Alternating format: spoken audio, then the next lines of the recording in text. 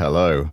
Here's another What It Does video, seeing how visually a plugin changes the sound. And this time we have the SSL 9000J from Plugin Alliance and Brainworx. Let's dive in. So here's the SSL 9000J, and before moving on, I just want to cover this V-gain button up here and the analog side, which is at the moment, this is all set up as my user default, and I have the noise gate in, and that's to stop some of this noise coming through, which is what they suggest. So let's just nip over there. The V-gain simulates the noise typically present in analog circuits, whether it's from a microphone preamp in higher gain settings or an EQ dynamics circuit. To get the most realistic analog sound with BX console plugins, we recommend you use some noise on all your channels. Then use the expander gate to keep the console clean when signals are not present on channels. It makes a difference. That's what they say. So I have mine set at -100, which isn't adding too much, but you can probably just see there is a little bit of noise going on here on the EQ curve. Let's pull that out of the way. And with mine set at -100, if I pull that all the way down, I do have the noise gate on though, so that's the difference it's making. It is kicking in, and I have that on a standard. If I do have a track that needs a tail on it, I will either reduce the noise or turn the noise gate off. So, oh, that's wrong. That's just adjusted the threshold. Let's turn it off with the dynamics button. There you go. And I can pull this all the way out the way.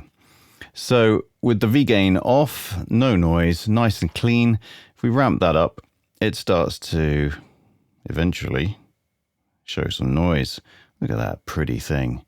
And if you want to go really silly, sometimes you might, you get this lovely pretty thing.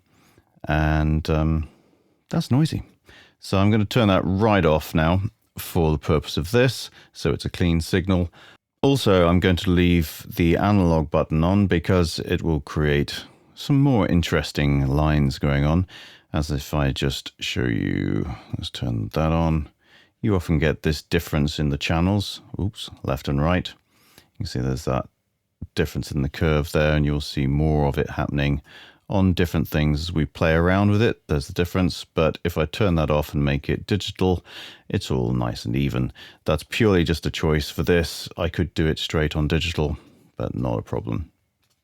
We shall have some prettier looking things. So if we look at the filters section first, we'll turn on the low pass filter and then just start to move that down, and somewhere up there it starts to move, and we can bring that all the way down. That's 7K, 5,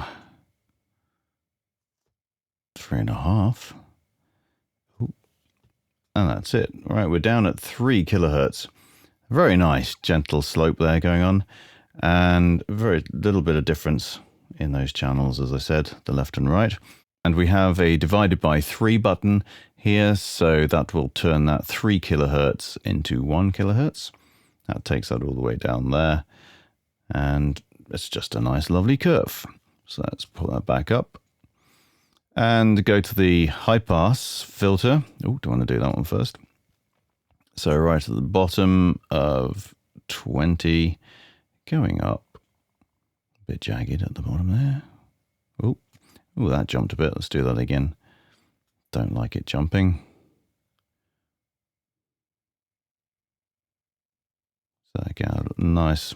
And you can see the difference there between those two channels. And if I just flick through a couple of these channels that they've got, you can see every one is different. And that will add some different characters to every track, depending on how many of these things you use. I've used about 60 on one track before. And that's when you definitely need to have that noise gate in play if you're using the V-gain with some extra noise, because you get to that end tail, it's noisy. So yeah, play around with that. So if I just whiz that back to 1 and carry on up with that high pass filter. So nice and gentle all the way up. And let's smooth that out of the way so you can see it. And then I'm going to move that all the way over here because divide by, or multiply by 3 rather. So that 600 will become 1800. Just have to check my maths then in my head. Shocking. So now popping over to the high filters with these red knobs. It's just, which is set on the shelf at the moment. And let's move that all the way up to 22 kilohertz. If we pull that down first, you can see how low that actually starts kicking in, seeing as it's starting up here at 22, but it's coming all the way down to, where's the readout on here? I've lost it. Oh, it's in the middle. 2 kilohertz or so, 1500, and you've got a nice little bump before it comes back down again. So let's pull that all the way down. Just a nice little emphasis here. Very subtle little curve going on. And all the way back up and all the way to the top. Very nice. Let's just pull the frequencies down. Nothing really changes as it comes down all the way. Ooh, it's a big one. So I don't think we need to look at that anymore. Let's turn that over to the bell. That's nice. It's like a whopping ski jump going on. So let's pull that down here with the frequencies.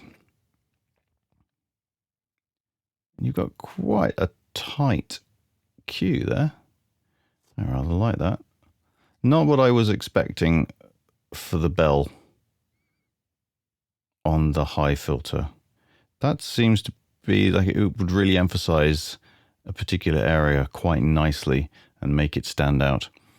As you'll see by the others, which I hadn't noticed this, the narrow cue isn't as narrow as I thought it would be. So that's up, and then let's pull it down. And that's a very similar shape with negative gain. So let's put that back up. So over to the high medium filters, and this is set here on the most narrow cue setting for now and at 7 kilohertz. So if I just boost that, see in comparison to the high frequency, it seems a little wider, which yeah, I just wasn't expecting. And if I make that wide on the cue setting, you can see it just gets very silly. I like that. Bring that all the way down.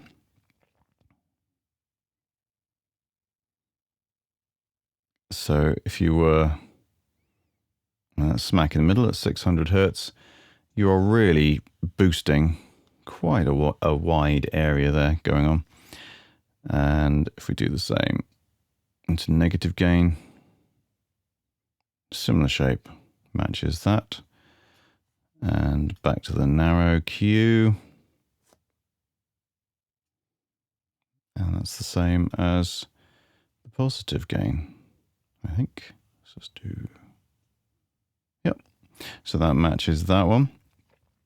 And you have a times by 3 for the kilohertz. So we're currently at 600. So let's put it up to the 1800 area. And over to the low mid frequencies. Not sure if I said high mid frequencies or high middle frequencies earlier for the one before. Hopefully it was mid. So we have 2.5 kilohertz. Let's shove that down onto the small cue, boosting away. And that took its time. Very similar shape to the high mids. And if I boost that cue to change the width, you see again, it's basically the same sort of shape. Very consistent from both of the high mids and the low mids. So if I put that on to low Q and then bring that down, it's staying consistent throughout. All the way there. And go into negative. Let's pull that out of the way.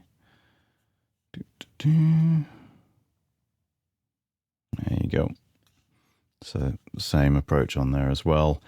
And here, as before, you have a divided by 3 button. So we have 200 Hertz, and 200 divided by 3 is 66.66 recurring. I worked that out just in my head. Yeah. Whereas they actually put it as 67. So that's that. Nice little change.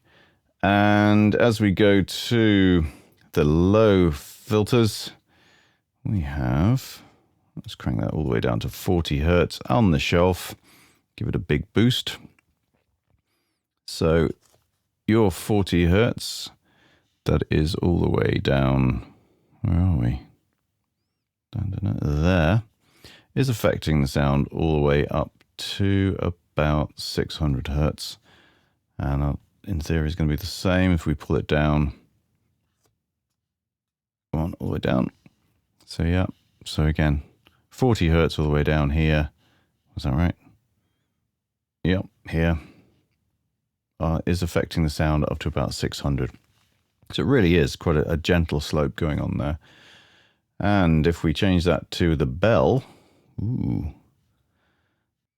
So both the low and high filters are about similar by the looks of it to the high mids and the low mids on the low Q setting, the smallest. And that is just staying consistent throughout. And if I boost that, again, same shape with the positive gain. And that will go all the way up, moving out of the way, to there. So there you have it, the SSL 9000J plugin from Brainworx and Plugin Alliance. A really lovely plugin to use. I use it a lot. Hope you found that useful. Bye-bye. Before moving going on, plugin from Brainworx. Oh, come on, John, get it together. Plugin from Brainworx. I use it pretty much a lot.